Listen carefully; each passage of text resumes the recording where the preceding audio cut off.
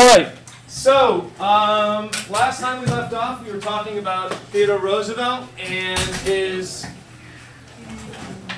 Before we start. Yes. Sorry. That I collected at. You only got through one document, and I collected that at the end of class. Yeah. All right.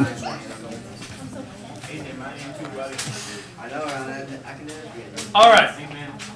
So last time we were talking about TR, he had somewhat accidentally become president of the United States. And when he becomes president, he's really the first person to initiate a very aggressive presidency, a presidency that's dedicated to the idea of reform.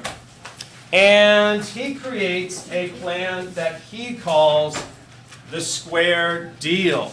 Went over this yesterday, but the Square Deal is essentially his program of trying to change the country to make it better. A square deal meaning a square deal, fair deal, equal to both sides of American society. And what are the two sides that Roosevelt is talking about or is concerned with? AJ. Is it the blacks and whites? No, not so much race. Think of the Gilded Age, AJ. Remember the Progressive Era is supposed to be the rich and the poor. The rich and the poor. The needs of big business with the needs of the average, everyday person. So this is not, however, a radical socialist plan. This is a moderate plan. He's not going out on behalf of the poor or the rich. He's trying to cut the difference between the two groups.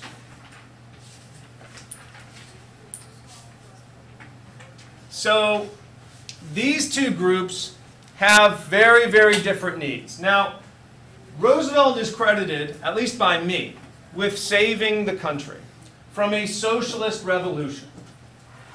People on the lower end of the economic spectrum, they were really, really upset with what was going on, and they constituted most Americans. Most Americans fell into a have-not category. A majority of Americans would be filed under have-nots.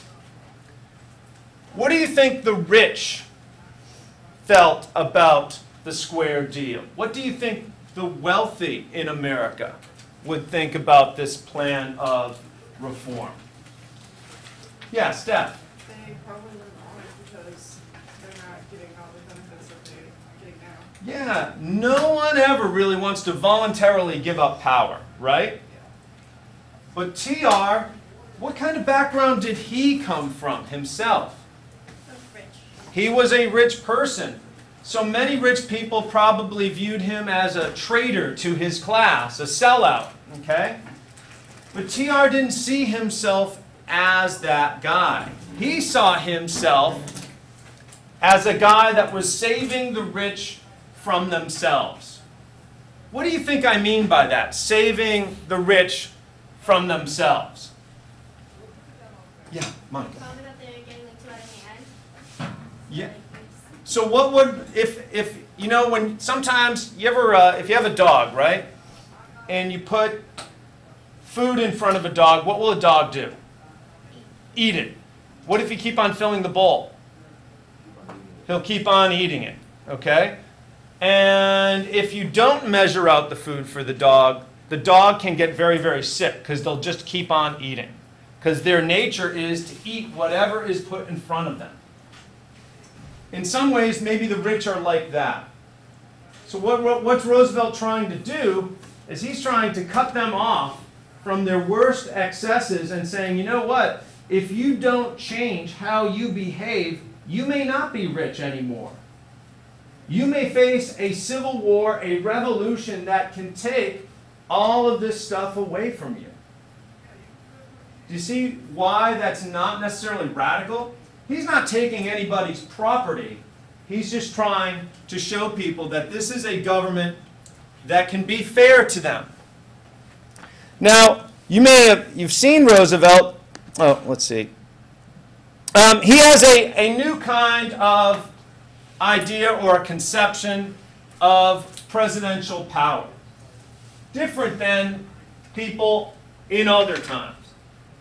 His concept of presidential power is that the presidency can do whatever it wants. The president may do whatever he wants if it's not specifically restricted in the United States Constitution.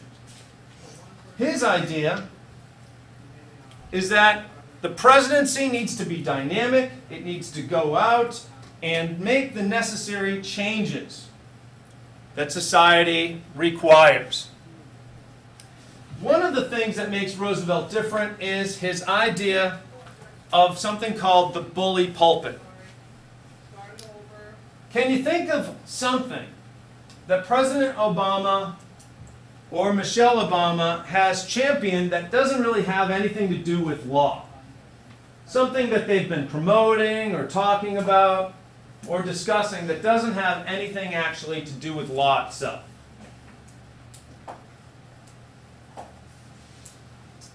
Yeah? Wasn't Michelle talking about like saving, like trying to fix the hunger or something like that? Or little kids? Yeah, childhood obesity. Okay, so one thing the Obamas have done is they planted a garden in the White House grounds to raise or grow nutritious fruits and vegetables for the family to eat, and they're encouraging people to go do those things. Does that have anything to do with government at all? No, it doesn't. But that idea that you can use the presidency to change the way that people behave is called the bully pulpit. The bully pulpit gets its name from the word bully, which is a 19th century word that means good. Okay? In fact, TR was very famous for saying whenever he was introduced to somebody, he had one standard line that he would say to everybody he met. He would shake hands with them and say, bully, and delighted. And he would say delighted with these gritted teeth, and he had a big mouth of big teeth. And in fact, it was caricatured all over the place in newspapers. So bully means good. Pulpit. Where do we get the word pulpit from? Marilyn. It's like something that you like talk from or like preach from, like they have in like churches or like auditoriums or something where like someone will be speaking from or something. Exactly. Like this is a pulpit.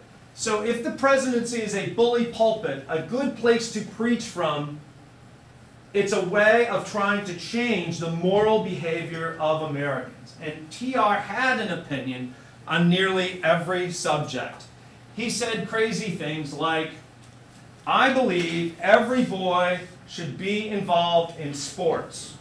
Sports is the way to get our men more manly. He was constantly obsessed with manliness and masculinity. He felt that American males were becoming girlish, and he wanted men to become more masculine. He would say things like, it is the responsibility of every red-blooded American woman to give birth to 5 children, hopefully 3 of which would be sons. Okay? He had all sorts of odd opinions. He had opinions on how somebody should go to school. He was constantly talking about things that were unrelated to the presidency because he believed that the best way of changing society is not through laws, but through the individual behaviors of individual Americans. And because Roosevelt was so popular, his opinions carried a lot of weight. He was really the first person to go on the road and take his case directly to the American people. Roosevelt faced a Congress that was filled with Republicans who didn't like his ideas and Democrats who didn't like his ideas. So his idea was to go out and travel. Travel the country, talk to people everywhere, and to make that case and take that case directly to the American people and let the people put pressure on their member of Congress so that their change takes place. And he went on the road all the time. He was the first president to ever travel in an automobile, to fly in an airplane, to dive in a submarine. He even was the first president to ride in what's called a dirigible. Anyone know what a dirigible is? It's a blimp, which was then considered the best way of traveling in the air until the Hindenburg exploded in New Jersey, and that changed people's minds. He was the first president to leave the country during his presidency, and he left the country to see the construction on the Panama Canal. He also knew a lot about PR. Anyone know what the initials PR stands for? Yeah, Emma. Public relations. What is public relations? Anybody know? Yeah, Emma. It's kind of like advertising almost. Advertising for yourself or for your image, right? Okay, so think of somebody. Do you know of somebody who has a really good public image? Somebody who's almost a sainted figure. Maren. Oprah. She has a great PR agency. Name one good thing Oprah's done. Maren.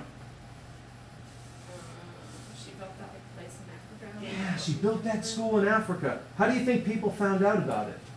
They had people go down and tape it, take pictures. Public relations people, right? They put out that information. Look at the great things Oprah's doing. Another person, I would have expected people in this class to say Tom Brady. Tom Brady has great public relations, almost uniformly popular. TR realizes that the presidency needs public relations. The presidency needs to craft his image.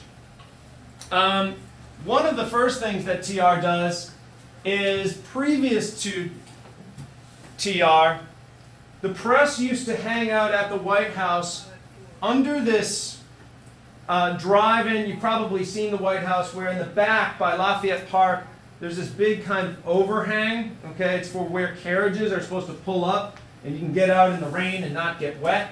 Well, the press used to hang out under that, waiting for somebody to come and tell them something of importance.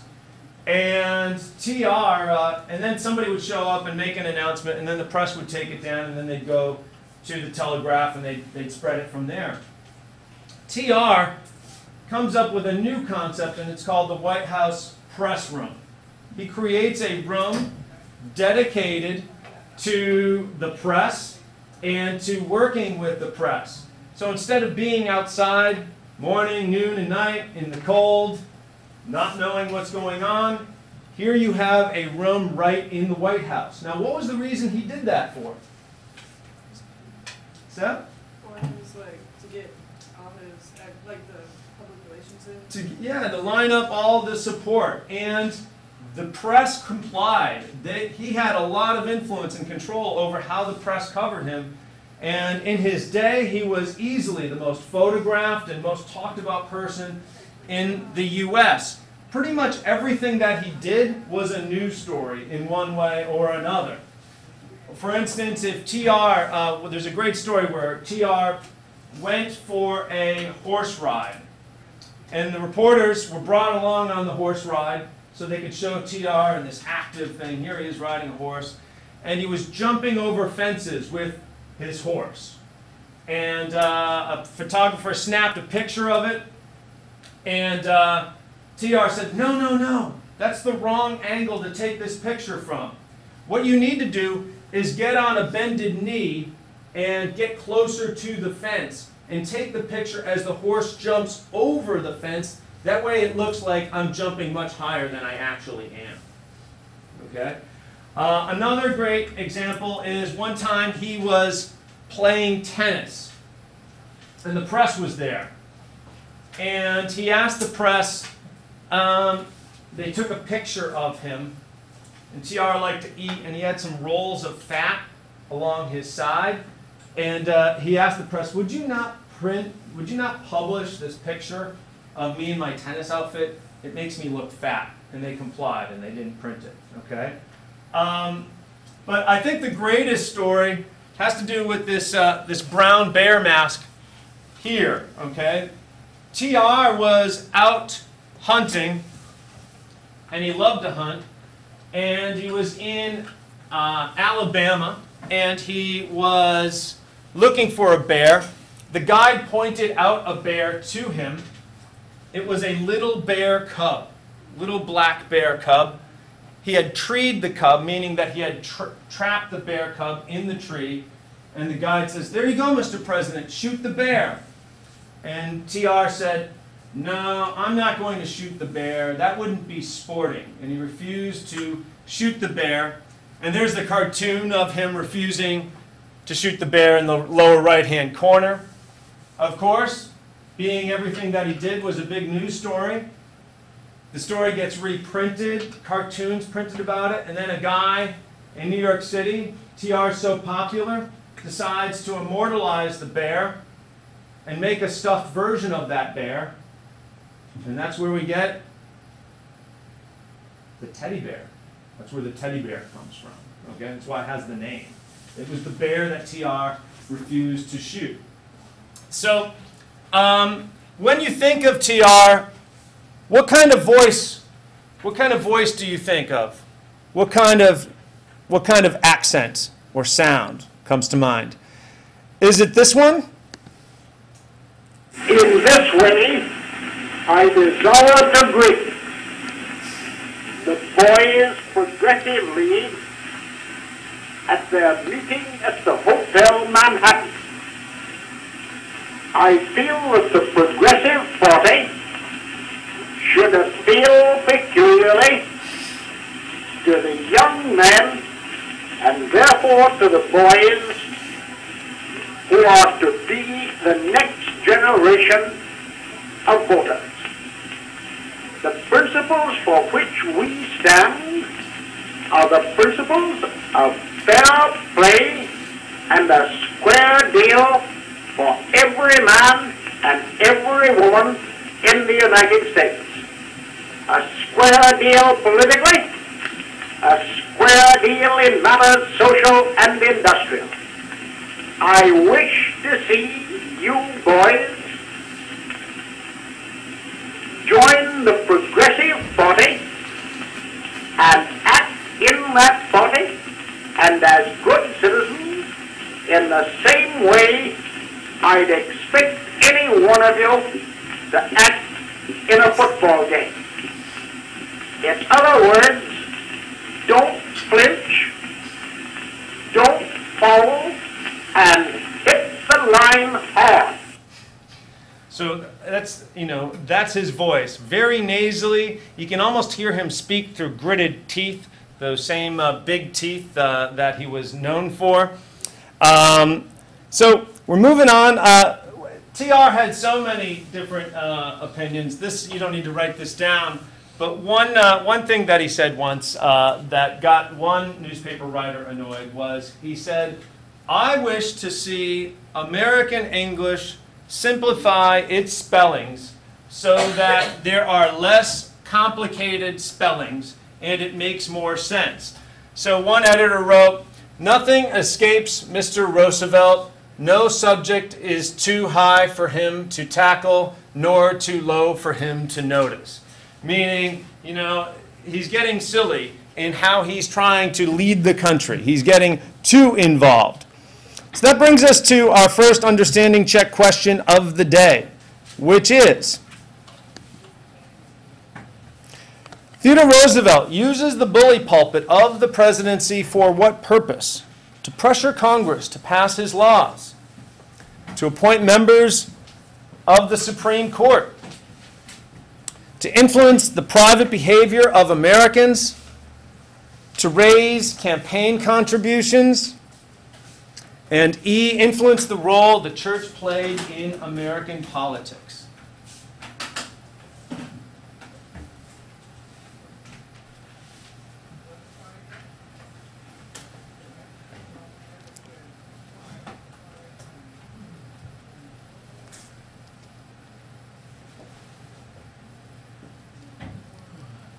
3, 2, 1, and 0. Okay, final tally. And so, most of you got it correct. It was C, influence the private behaviors of Americans. It has nothing to do with money at all. We never even mentioned money. We did talk about the passage of laws. That was more about him talking to the American people directly, but the bully pulpit only refers to the idea of trying to get people to behave in a particular way. Roosevelt liked to call himself the trust buster. And for the record, can anyone define what a trust is? What makes up a trust? We've talked about this before. We played the trust game. What is a trust?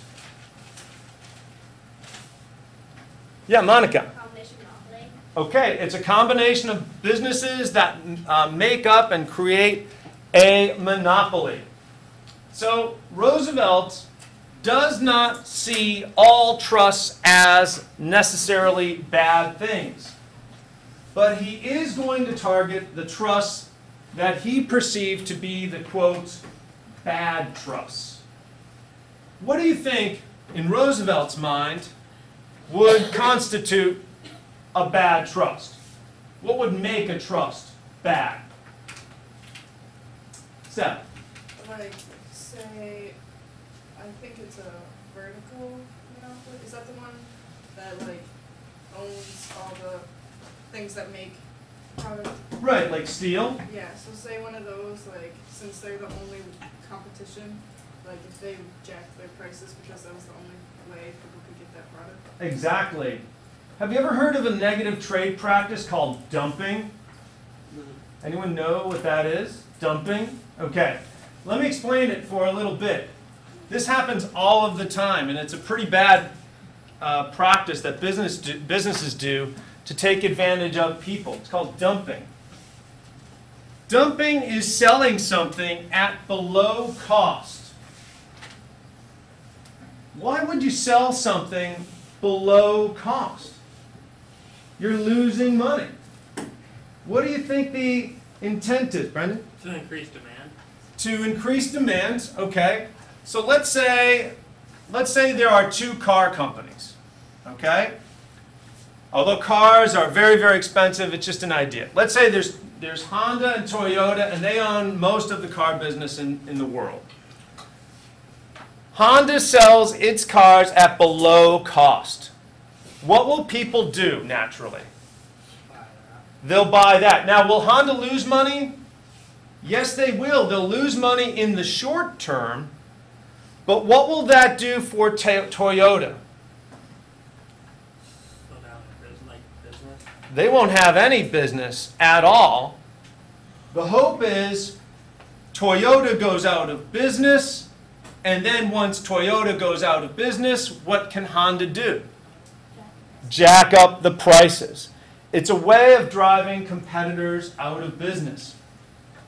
So Roosevelt is there trying to go after those trusts that are doing negative things like dumping, like overcharging people, and exploiting people.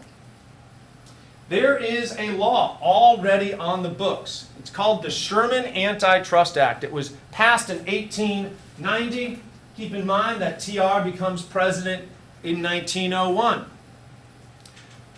You can have a law on the books, but it does not mean very much if there's nobody enforcing the law, if the president is not going after people and not prosecuting them. Remember that the role of the president in our system of government is he's the chief law enforcement officer of the government. He's the chief person responsible for the prosecution and the carrying out of laws. Using that law, he goes after the first company that he chooses. It's called Northern Securities. Northern Securities is a trust. It's owned by J.P. Morgan. And they were really badly overcharging farmers getting their crops to market. Railroads had been a big problem for many Americans throughout the Midwest since the days of the populace, some 20 years before that. And eventually, TR is going to file suit against 44 different companies for improper business practices. It gives him the nickname the Trust Buster. And here he is in a political cartoon wrestling with a railroad, trying to subdue and pin the railroad. He also goes after groups of people known as communities of interest. Let me explain what a community of interest is. Sometimes it does not necessarily need to be a trust in order for them to engage in bad business practices. Sometimes you can get people together, the people who own a business together, and they can fix prices amongst themselves. Here's an example. How many gas stations are there in Holden? 3, maybe 4. Let's see. We got. Let's list them. We got the first one, Mobile, then Hess, then BT. Where's that? That like little one? No, it's Prime. Oh, the Prime over by the Oh, lake, the or railroad. by Chapin's. Okay. And then is there another one after that? I don't think there is. So we have 3 gas stations in this town. That means there's 3 individual owners. What if the heads of those 3 gas stations go to Dunkin' Donuts and they say, you know what? We own the 3 gas stations in town. What if we decide to always set our prices so that they're identical and that we'll overcharge people 20 cents a gallon? Will people in Holden be forced to pay that? Yeah, because there's no alternative. That's called a community of interest. Is it conceivable that heads of businesses would do that? Absolutely, and it did happen during TR's time. It's still going on today, and one of the last and latest examples of a community of interest is about 5-6 years ago. The heads of the Ivy League colleges, Harvard, Yale, Princeton, Dartmouth, Cornell, Brown, Columbia, I think I got them all, okay? They all met together and they said, you know what, let's jack up our tuition 18% this year. The U.S. government found out about that because laws during Roosevelt's time against communities of interest were passed. They were fined by the federal government. So, in your opinion, this is an opinionated question, okay? It's a your turn question. My question for you is, in your opinion, is there such a thing as a good trust? In your opinion, TR made the distinction between good and bad trust. Is there such a thing as a good trust?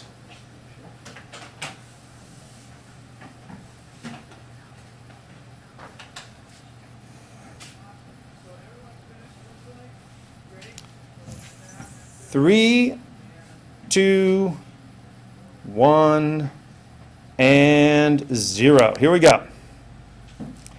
All right. 9, a majority of you said yes, okay. Only 3 of you said no, and a good chunk of you said you weren't sure. All right. Somebody who said yes, what was the reason why you selected yes? Monica. I said yes because Teddy went after the bad trusts. Uh-huh. And if they were all bad, he would have just tried to eliminate all trusts. So, I love your attitude. So in Teddy, we trust, right? No pun intended, right? In Teddy, we believe. Other reasons why that you selected A? Anybody? Yeah. Can you think of an example of a good trust today? Well, no, but the all trust like necessarily jack up the prices. Like maybe they agree on one set price. Mm-hmm. that's like a good price. So maybe there's a fair trust that sets and charges a decent amount. Yeah, Steph? Well, also it's kind of good because like you said, if like one company like goes up like a lot and the other company like goes out of business, like that's good if they have a trust like all stay in business. Oh, well, remember a trust is always under the same ownership, okay? So it, What is an example of a big trust today? Or Wait, what do you mean the same ownership? a trust is owned by the same person. They're different companies, but they're owned by the same company, okay? What So- were you saying about like the gas station was Yeah. building? Well, that's a community of interest. That's different than a trust, okay? Let's look at it this way. Is there an example of a trust today? There's not very many, but those that do exist are regulated, okay? Meaning that the government now is in charge of what they can charge. A good example is insurance for automobiles, right? Your rates for insurance are set by the Commonwealth of Massachusetts. Insurance companies routinely want to charge you more for insurance than you currently pay. Now, why should the state regulate insurance rates? Well, let's look at it this way. Can you drive a car without insurance? No. So the state has created a law that requires you to buy a product, correct? So therefore, do you think it's fair that the state then says, well, we require everyone to have insurance, but you shouldn't pay more than this price? Do you think that that's fair? Yes. Think about how much they charge teens already for insurance. Are any of you paying insurance right now? Ryan, how much is your insurance bill? You pay it yourself? I split it with my mom. Well, that's cool. I think It's like 2,000. a year. $1,500 a year. That's similar to the rate that I paid. My first car was a Honda Prelude. It was like this crappy sports car. But I paid $1,500 in insurance for that first year. It was more than the car. The car was $500. And my insurance bill lasted longer actually than the car. So, you know, insurance can drive you bankrupt. It can really. And did you go for your lessons and all that stuff? Like, did you go through driving school? Yeah. See, I didn't. That's why in my day I had to pay this jacked up rate. I don't even know if you can get a license today without going to a driving school. You have to wait till you're 18. Yeah, my dad taught me, and then I just went to the registry, and, you know, but I didn't go to a driving school, so they jacked up the rate on me. So, all right.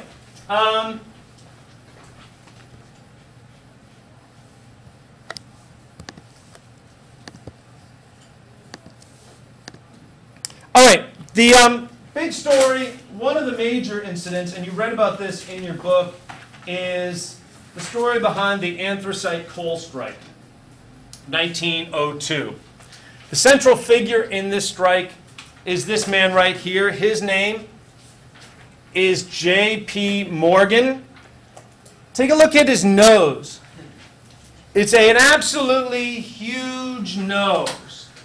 And the reason why it is so huge is that Morgan had a very rare condition, a circulatory condition, in which not enough blood was going to his nose. And because of that, his nose swelled up and was slowly dying, like eroding. So it was literally rotting on his face. The last kind of famous person to have this was caused by plastic surgery. His name was Michael Jackson. He had so many nose surgeries. You see how his nose got misshapen in life? That's because his nose was literally rotting off of his face. They were going to create a prosthesis nose for him if he continued to live. J.P. Morgan was told, we're going to have to cut off your nose and give you a rubber one. And fortunately for him, he died before that could happen. Okay? Now, when you look at somebody like J.P. Morgan, do you see a kind of personality there? What kind of man do you see, Steph? Looks like a nice gentleman. He looks like a nice gentleman. He's cold-hearted. He looks pretty mean to me. He's got these little beady rat-like eyes, that furrowed brow. Yeah, he looks like My favorite picture of J.P. Morgan is this one right here. Here's him going after a reporter who asked a question that he thought was rude. And there's his chauffeur holding the guy back. Okay? Now, you should all know his name. His name is J.P. Morgan. Okay? And J.P. Morgan has this distinction during Theodore Roosevelt's time. He is the wealthiest man in the United States. Worth more than anybody else. He is the Bill Gates of his day. Well, in 1902, the miners in a coal strike, it's called anthracite. Anthracite is a certain kind of coal. It's the kind of coal that people used in this time to heat their homes. Today, people mainly, in New England at least, use oil. But back in 1902, most people used this kind of coal called anthracite coal. What is coal mining like? To be a coal miner, dirty, okay? It's beyond dirty, especially in 1902. What are some of the issues you're going to face in coal mining? Marilyn? You can face numerous mine collapses. Now, there's going to be a lot of them too because the mine owners are going to try to come up with the cheapest possible mine. A good mine, a safe mine, is a more expensive mine. And owners had no incentive to make a safe mine because they didn't care if the workers died. James? I was going to say it's like unstoppable breathing. There's a lot of stuff in the air. There is a lot of stuff. There's this thing called black lung, okay? That's when the dust from the coal gets into your lungs and it actually causes you to drown on your own mucus because it fills in all the little capillaries and doodads in your lung, okay? And you just breathe snot all the time. It's really bad. Have you ever heard of the expression, a canary in a coal mine? Yeah. Okay. James, do you know what it means? No? Isn't it like Mike? doesn't it smell the gases? Yeah. Canaries are very sensitive to poisonous gases, and often miners would hit a vein of like some kind of gas, like a sulfuric gas or something like that. And what they had is a canary in a cage. And if the canary was dead, that meant that the air was unsafe to breathe and they had to get out of it right away. Okay? For this dangerous work, were miners well paid? No. They were paid the lowest wages of any worker in the United States. So, predictably, they go out on strike. J.P. Morgan asked Theodore Roosevelt to send the United States Army to go put down the strike. Now, this was the way that strikes were normally dealt with prior to TR. There was a strike, send in the army, beat up the workers, and get some new workers in there. And the workers gain nothing. Roosevelt, though, is concerned. He refuses to send the army, but he's more concerned about the health of Americans as a whole. How is this a national issue? How is this a national concern? Marilyn? Well, because like if that's like one of the biggest like coal producers, and if those workers go on strike, and it's not gonna, if the government isn't gonna help stop the strike, it's gonna keep continuing. There's not gonna be people working, so people are gonna have coal in their houses, and like if it gets cold. People don't have coal to heat their houses. People die. They freeze to death. Steph? I was going to say, and it sort of would give him a bad image. It would. Because he wouldn't help. He doesn't look like he's doing anything. He's supposed to be this big guy of action, right? So Roosevelt instead sends a letter to J.P. Morgan asking J.P. Morgan, oh, all right, well, please return your clickers and have a good day.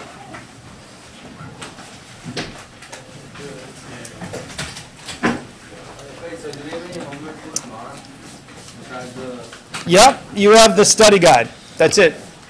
section 4? Mm-hmm. Not 4. Uh-oh. 24. 24-1.